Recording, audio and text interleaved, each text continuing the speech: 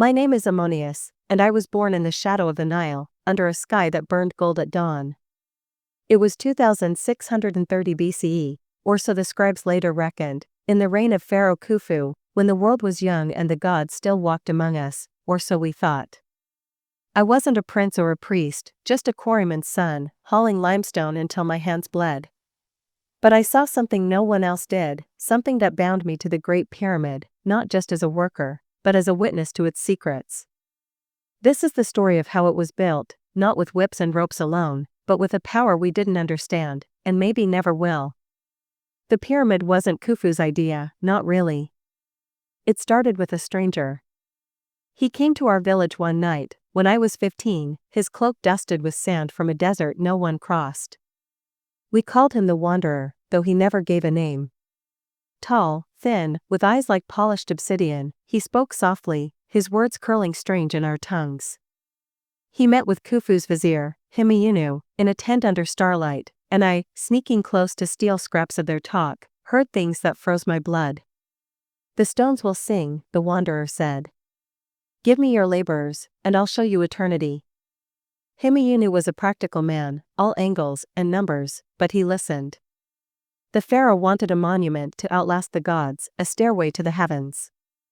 The old ways, mud ramps, sledges, thousands of men, could build a tomb, but not fast enough for Khufu's ambition.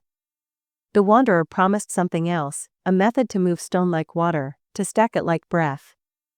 I didn't understand then, but I saw Himeyunu's face change, greed, fear, hunger all at once. The next day, the Wanderer was gone, but his shadow stayed. They called us to the plateau soon after, thousands of us, quarrymen, farmers, boys like me barely strong enough to lift a mallet. Giza was a chaos of dust and shouts, the Nile's edge lined with barges heavy with limestone from Tura. I worked the ramps, dragging blocks that crushed men if they slipped. We lived on barley and onions, slept under stars, and whispered of curses when the overseers weren't listening. But something was different this time. The work moved too fast. It started small. One morning, I saw a block, 10 tons, maybe more, shift on its sledge without a pull. No ropes, no men, just a hum, low and steady, like a hive waking up. I blinked, and it slid a foot, smooth as a boat on water. My father, grizzled and skeptical, muttered, "Trick of the heat." But I watched the overseer, a man named Reckmeyer, slip something into his belt, a rod, no longer than my forearm, glinting black with a faint green pulse. He caught me staring and snarled, "Eyes down, boy." I obeyed, but I didn't forget. The rods were the Wanderer's gift, or so the rumors went. Only a few overseers had them, chosen by Himeyunu himself. They kept them hidden, but we saw the results. Blocks that should have taken 50 men to budge floated an inch off the ground, guided by a flick of the rod. Ramps we'd slaved over stood half-used, the stones climbing higher without them. At night, around the fires, the old men whispered of magic, of Anubis or Thoth lending their hands. I didn't believe in gods, not like that. I believed in what I saw, and what I saw was impossible. I got closer to the truth by accident. One evening, after a long shift, I was fetching water near Himeyunu's tent when I heard voices, his and Reckmeyer's, sharp with worry. "The rods are fading," Reckmeyer said. 3 stopped today. The stones won't move without them." Himeyunu cursed, his voice low. He said they'd last. He swore it. I crouched behind a stack of jars, heart pounding, as they spoke of the Wanderer. He'd left a chest of rods, hundreds, maybe, but no instructions, only a warning, use them sparingly, or the balance breaks. I didn't know what that meant, but Himeyunu's next words chilled me. "If Khufu learns they're failing, we're dead. Find more." I should have stayed out of it. I was nobody, a boy with calluses and no name worth remembering. But I couldn't stop thinking about the rods, the hum, the way the stones moved like they were alive. So I watched Reckmeyer, followed him when he thought no one was looking. He led me to a quarry cave, a mile from the plateau, where the air was cool and the dark swallowed sound. Inside, hidden behind crates, was a chest, black, seamless, cold as river water. Reckmeyer opened it with a rod, and light spilled out, green and sharp. I saw dozens of them, rods stacked like reeds, each pulsing faintly. He took 3, locked the chest, and left. I waited until his footsteps faded, then crept to the chest. It was smooth, no hinges, no keyhole, but it hummed when I touched it, the same hum as the stones. I pressed my palm flat, and it clicked, opening just enough to show the rods inside. I grabbed one, stupid, reckless, and ran, hiding it under my tunic. Back at camp, under my mat, I studied it.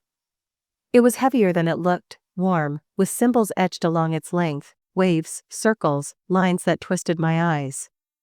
When I gripped it tight, it buzzed, and my water jug wobbled, tipping without a touch. I dropped the rod, terrified, and hit it again. The next day, everything changed. I was hauling rope when a scream tore through the sight.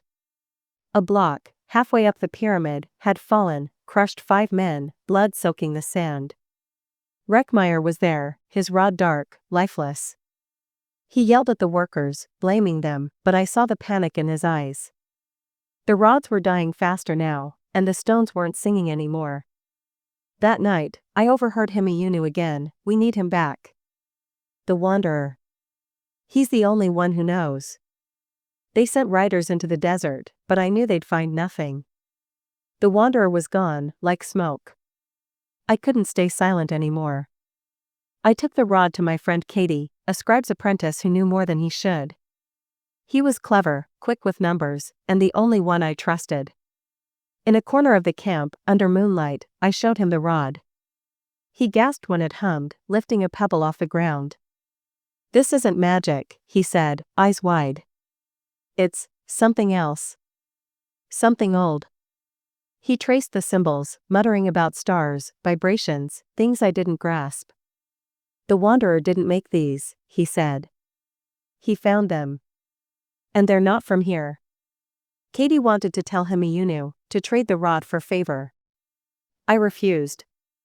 If they knew I'd stolen it, I'd be buried under the sand, no questions asked. But Katie had another idea: test it. We snuck to the quarry at dawn, where a fresh block waited, 20 tons of limestone. I held the rod, mimicking Reckmeyer's grip, and focused. The hum grew, sharp in my bones, and the block shuddered. Not much, just an inch, but it moved. Katie laughed, clapping my shoulder. "You're one of them now," he joked. I didn't laugh. The rod felt alive, and I didn't like it. We should have stopped there, but we didn't. Katie sketched the symbols, trying to decode them, while I practiced with the rod, moving stones when no one watched. It was exhilarating, power like that, in a boy's hands. But it was wrong, too. The hum changed, grew uneven, like a heartbeat skipping. One night, it sparked, burning my palm, and the ground shook, not just the quarry, but the whole plateau. Workers woke, shouting, as sand slid down the pyramid's half-built face. I hid the rod, swearing never to touch it again. The next morning, Himeyunu called a halt. No work, no hauling, just priests chanting, offering goats to appease whatever we'd angered. But it wasn't gods. It was us. That night, Katie found me, his face pale. He'd cracked the symbols, or part of them. "Their instructions," he whispered. "The rods, they pull from something, a force under the earth. Use them too much, and it breaks through." I didn't understand until he showed me his sketch, a spiral, like the chest's lock, but bigger, deeper, under Giza itself. We went back to the cave, just to be sure. The chest was still there, but it was different, hot now, pulsing red, not green. I touched it, and the rod in my tunic screamed, loud enough to wake the dead. The cave shook, rocks falling, and a crack split the floor. Light poured out, not sunlight, not fire, but something sharp, white, blinding. Katie yanked me back, but I saw it, a shape in the light, tall and thin, like the Wanderer but wrong, its edges flickering. It didn't move, but I felt it watching, weighing me. Then the crack closed, and the light was gone. We ran, but the damage was done. The next day, the pyramid groaned, stones shifting, ramps collapsing. Himeyunu raged, blaming everyone, but Reckmeyer was watching me. He'd seen me near the quarry, maybe heard the rods scream. That night, he cornered me, his knife at my throat.